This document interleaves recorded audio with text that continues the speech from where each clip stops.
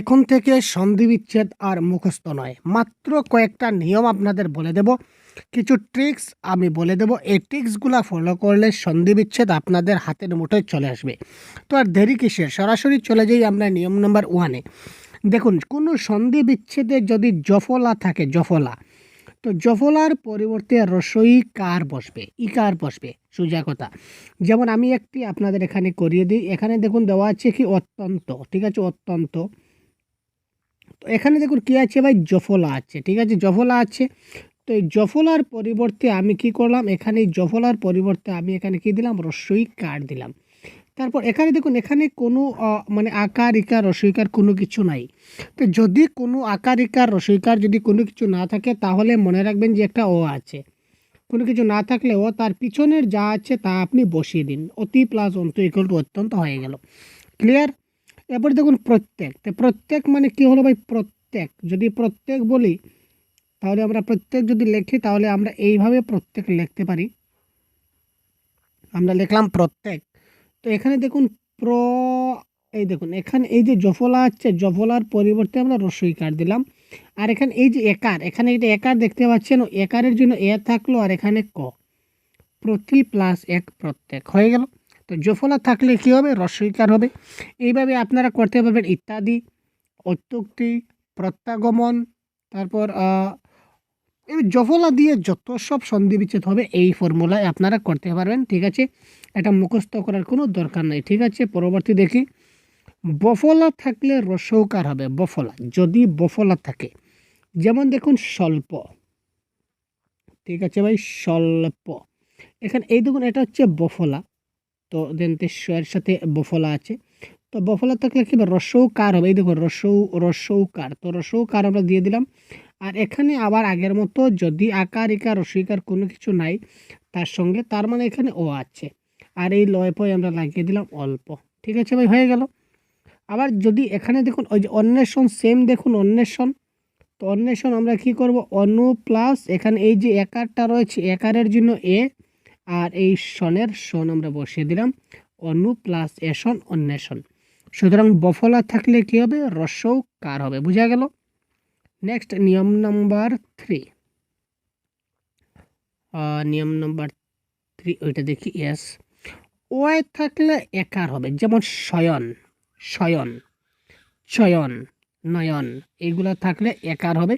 যেমন সে plus on শয়ন, নে প্লাস অন নয়ন, ঠিক আছে। অয় আছে, নয়ন মানে অয়ন, চয়ন, বয়ন, গয়ন, এইগুলো থাকলে একার হবে, আর শেষে অন হয়ে যাবে, ঠিক আছে ভাই। যদি আয় থাকে, আগে আমরা দেখলাম যে অয় থাকলে কি হবে, একার হবে। যদি আয় থাকে তাহলে ঐকার হয়ে যাবে। যেমন গায়ক, যদি গায়ক থাকে, তো গায়ক মানে কি, গায়, গায় মানে কি আয়। তো আয় থাকলে কি হবে, ঐকার হবে। সুতরাং এখানে গই, গই প্লাস অক গায়ক, নায়ক মানে কি নই প্লাস অক নায়ক, ঠিক আছে। এইভাবে আপনারা করবেন। আবার এবার দেখুন আরেকটা নিয়ম, শেষে জফলা থাকলে অন্তস্থ জ হবে। আগে বলেছিলাম যে জফলা থাকলে রসইকার হবে, আগে বলেছিলাম। যেমন জফলা থাকলে রসইকার, আগে একটা বলেছিলাম, কোনটা বলেছিলাম ভাই, যদি জফলা থাকে তাহলে রসইকার হবে, প্রথমটা বলেছিলাম। তো 1 নম্বরটাই দেখুন, ইয়েস, অত্যন্ত, অত্যন্ত, প্রত্যেক, এইগুলো বলেছিলাম। তো এবারে দেখুন শেষে জফলা আছে। যদি শেষে জফলা থাকে তাহলে মূল শব্দ এবং তার সর্বশেষে একটা জ লাগিয়ে দিবেন শেষ। যেমন যেমন কাব্য, কাব্য, কাব্যর মূল শব্দ কি, মূল শব্দ হচ্ছে কবি, আর শেষে একটা জ লাগিয়ে দিলাম, কাম খাতাম। তারুণ্য, তারুণ্যের মূল শব্দ কি, তরুণ, শেষে একটা জ লাগিয়ে দিলাম, হয়ে গেল, কাজ খাতাম। বন্য, এই বন্য, বন্য যদি লিখি, তা বন্যর মূল শব্দ কি, বন, আর শেষে একটা জ।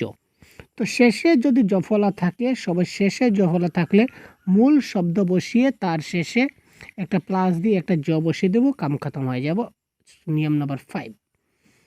এবার মনো দিয়ে যদি কোনো শুরু হয় সন্ধি বিচ্ছেদ, তো এই যে মনো, এই যে একার এবং আকার, এই যে একার আকার মানে অকার বলা হয়, তো তার পরিবর্তে এখানে বিসর্গ ব্যবহার হবে, ঠিক আছে।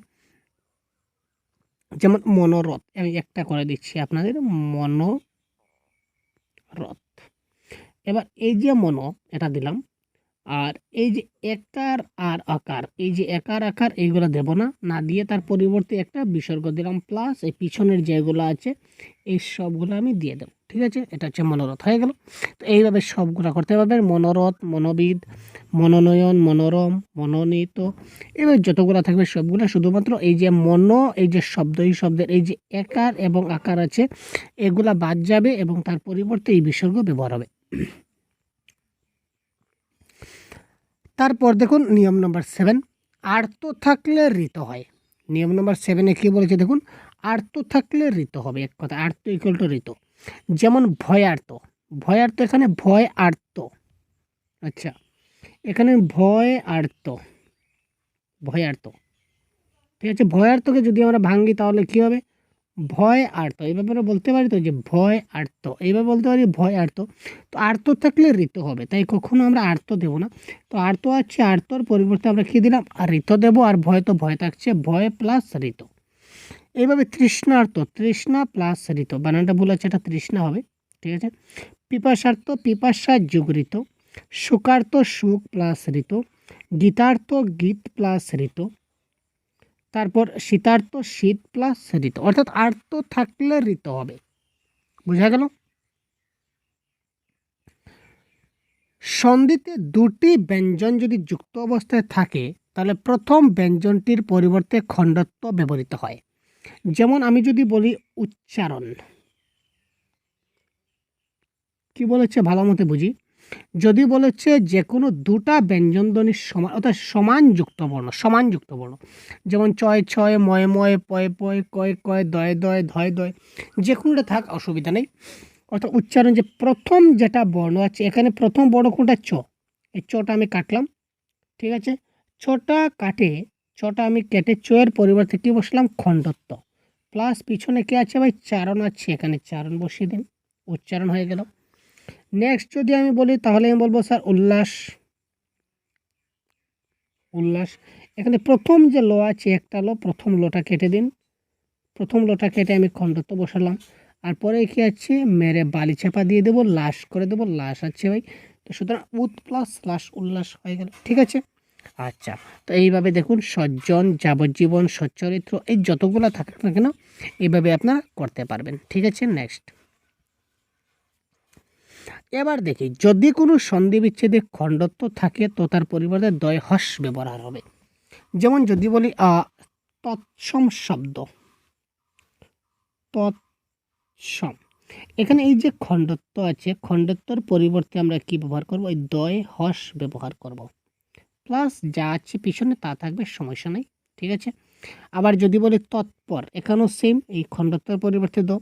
শরৎকাল, ঠিক আছে, শরৎকাল, এখানে এই শরৎকালের এখানে এই খণ্ডত্বের পরিবর্তে আমরা দ্বয় হস বসালাম, আর বাকি আমরা যা থাকলো সবগুলা থাকবে। ঠিক আছে ওই নেক্সট।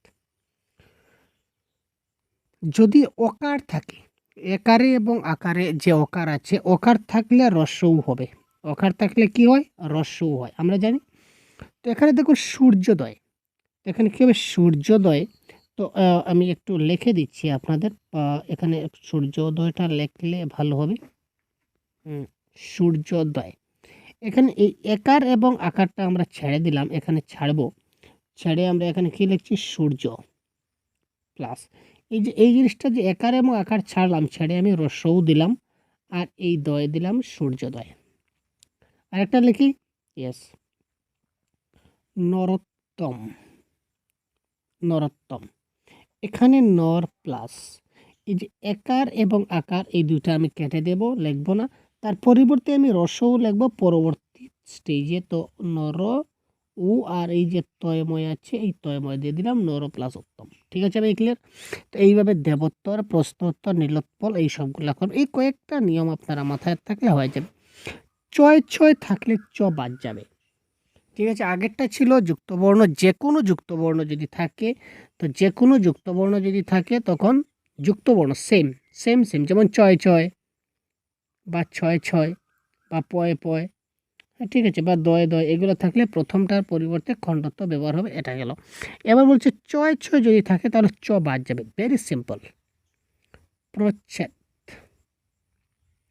এখানে চটা বাদ দিলাম, চটা বাদ দিয়ে প্রো প্লাস এখানে কি থাকলো ছেদ, পত কেটে দিলাম, একটা চ তো কেটে দিলাম, তো ছেদ। তারপর যদি বলি আমি ভাই বিচ্ছেদ, বিচ্ছেদ চটা কেটে দিলাম, চটা কাটলে আমার কি থাকলো বি প্লাস ছেদ থাকলো, বিচ্ছেদ। ঠিক আছে, ক্লিয়ার? এইভাবে সবগুলা করবেন। আচ্ছাদন, তারপর প্রতিচ্ছবি, বৃক্ষছায়া, প্রচ্ছেদ, বিচ্ছেদ, প্রচ্ছায়া। আমি জাস্ট একটা দুইটা করে আমি এখানে এক্সাম্পল নিচ্ছি আপনাদেরকে দেখাবার জন্য। এই ধরনের হাজারো এক্সাম্পল আপনারা সলভ করতে পারেন, ঠিক একই থাকবে।